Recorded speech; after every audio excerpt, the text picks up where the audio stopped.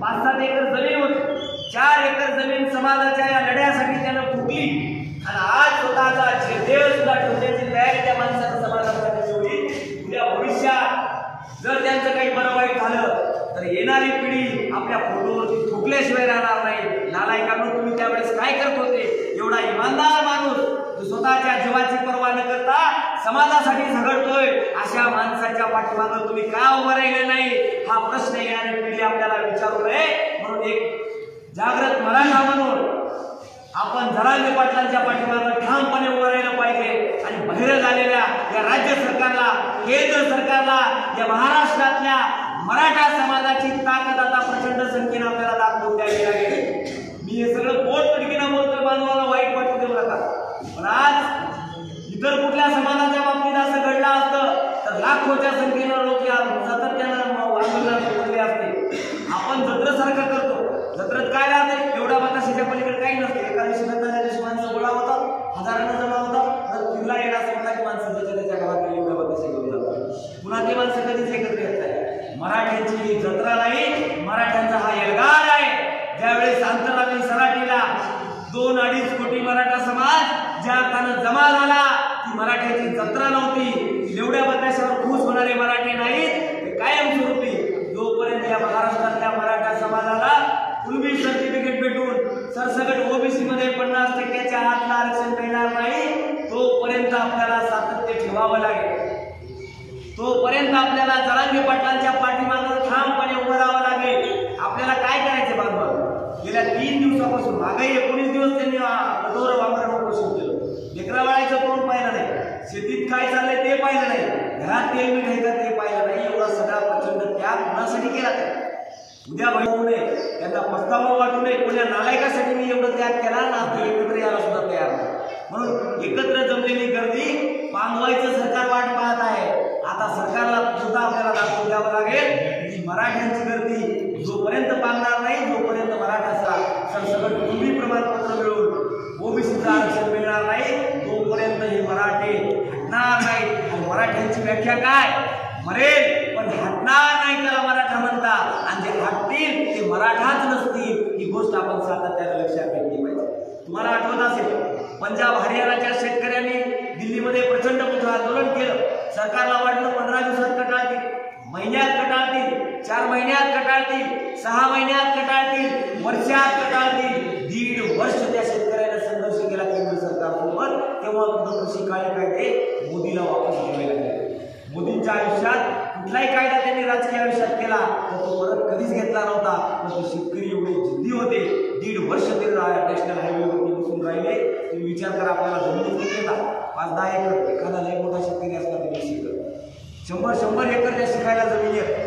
Total बागायते 4-4, 5-5 John Deere tractor त्याच्या घरी आहेत, 10-10 लॉऱ्या आहेत, 25-30, 10-10 लिटर दूध देणाऱ्या मुर्रा म्हशी आहेत। एवढं सगळं असताना देखील सगळं शेतीचं जनावरांचं नियोजन लावून घरचा प्रत्येक माणूस त्या दिल्लीच्या नॅशनल हायवेवरती 1.5 वर्ष बसून राहतो। लेकरा बाळाचं तोंड पाहत नाही, माय मावल्याचं तोंड पाहत नाही, गावाचं तोंड पाहत नाही। एवढा प्रचंड संघर्ष जर त्या पंजाब हरियाणाचे शेतकरी करू शकत असाल तर या महाराष्ट्रातला मराठा समाज काय संघर्ष करू शकतात? आणि महाराष्ट्र संतांची भूमी आहे।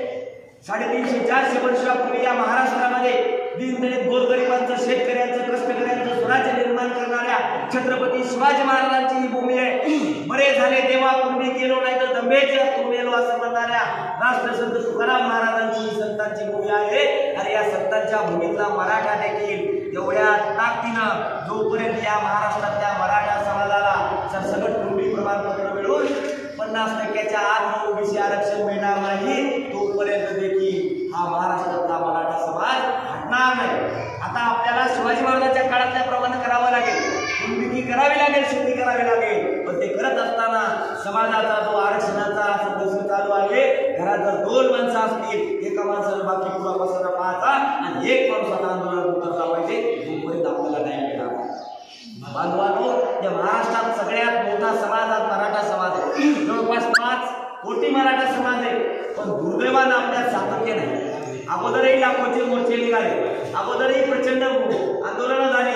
आज काय तयार व्हायला विचार करा तुम्ही थोडासा समाजात। दर 2 दिवसाला आपलं एक सोन्यासारखं तरण बाळ लेकरू समाज जवळ करायला प्रचंड निराशे आले. अरे छोटे मोठे समाज जरासे रस्त्यावर आले, त्याचा हक्क अधिकार त्यांना मिळतो. पण या महाराष्ट्रातला सगळ्यात मोठा दानशूर ज्या समाजानं सगळ्यांना सोबत घेऊन चालण्याचा वेळा घेतलाय, आज त्याच समाजाला गेल्या अनेक वर्षापासून म्हणजे 40 वर्षापासून संघर्ष करून देखील साधा आरक्षण मिळू नये, या महाराष्ट्रात मिळू नये, ही अतिशय लाजिरवाणी गोष्ट आहे. आणि म्हणून आता आपण प्रत्येक मराठ्याने ठरवलं पाहिजे, आपण स्वतःला जर आपल्या अंगात मराठ्याचं रक्त असेल, जर आपल्याला शिवाजी महाराजांचा आपण वंशज असं वाटत असेल, तर घरात जर 2 माणसं असतील, एका माणसानं संसाराचा गाडा रेटायचा, सगळे कारभार बघायचा, आणि एका माणसानं पूर्ण वेळ आंदोलनामध्ये उतरावं लागेल, पूर्ण वेळ उतरावं लागेल. सरकार या महाराष्ट्रातल्या मराठ्यांची परीक्षा पाहते, बघून मराठी म्हणले किती वेळ टिकतात. आता आपल्याला आपलं मराठत्व सिद्ध करावं लागेल. मराठ्यांची मी आताच व्याख्या सांगितली, मरेल मात्र हटणार नाही त्यालाच मराठा म्हणतात, बाकी तुम्ही काय समजत असाल ते समजून. म्हणून आता आपल्याला मराठा आपण आहोत हे सिद्ध करण्याची वेळ आलेली आहे. एक माणूस बाकीचा गाडा बघल, एक माणूस मराठा समाजाचा आंदोलन बघल, ही ठाम भूमिका आपल्याला आता घ्यावी. बांधवांनो, आज आम्ही या ठिकाणी आलो. मागच्याही वेळेस आम्ही 9 दिवस आमरण उपोषण स्मशानभूमीमध्ये केलं. आजपासून आज सायंकाळी 5 वाजता आम्ही परत एकदा आमच्या जन्मभूमीकडून जे आरक्षण भूमी आहे, स्मशानभूमी आहे, त्या ठिकाणी आमरण उपोषण करणार आहोत. अतिशय कडक स्वरूपाचं हे आमरण उपोषण असेल. बांधवांनो, आम्ही आज या ठिकाणी काही मतं मागायला आलो नाही, काय आम्ही काही योजना मागायला आलो नाही, आम्ही काय आमच्या स्वार्थासाठी आलो नाही, आमच्या लेकरा बाळाला काही कपडा लत्ता घ्या, काही आम्हाला पैसे द्या म्हणून आम्ही काही मागायलाही आलो नाही.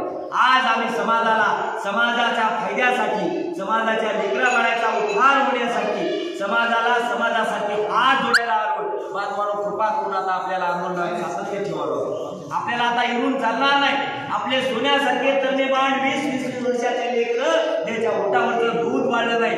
दर 2 दिवसाला एक लेकरू आपलं पगडपात जवळ करायला, कोणी इंटरेस्ट घेऊन आत्महत्या करायला. कशासाठी करायला? लाखोच्या संख्येनं मोर्चे करून आम्हाला न्याय मिळत नाही हे त्याला पाहणं झाले.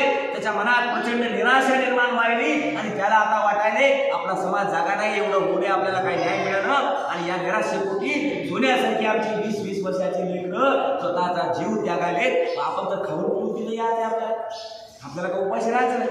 फक्त या आंदोलनाला पाठबळ देण्याचं काम आपण करावं ही विनंती करण्यासाठी तुमचं एक लेकरू, आम्ही 2-4 जण त्या ठिकाणी आमरण उपोषणाला बसणार आहोत. अतिशय कडक हे आमरण उपोषण असेल. या राज्यातल्या सरकारच्या कंटाळी उघडण्यासाठी, या केंद्राच्या सरकारची कंटाळी उघडण्यासाठी आणि त्यांच्या भूतकाळामध्ये मराठाची चपराक मारण्यासाठी आम्ही आंदोलन करतो आहोत. समाज बांधव म्हणून मी तुम्हाला एक विनंती करतो, तुमचा एक लहान भाऊ म्हणून, तुमचा एक लेकरू म्हणून मी तुम्हाला विनंती करतो. बांधवांनो, कामं प्रत्येकाला आहे, शेती प्रत्येकाला आहे, संसार प्रत्येकाला आहे, आम्हालाही लेकरं आहेत, पण समाजासाठी आता आपल्याला संघर्ष करावा लागेल. त्याच्या येणाऱ्या काळामध्ये मराठा काय असते हे पुस्तकातच पाहायला मिळेल. बाकी मराठा होऊन बसल एवढी वाईट अवस्था मराठीची होईल. म्हणून हात जोडून पाया पडून तुमच्या लेकराच्या भविष्यासाठी, तुमच्या नातापंथाच्या भविष्यासाठी, तुमच्या लेकरा बाळाच्या भविष्यासाठी आता आपल्याला माघार घेता येणार नाही.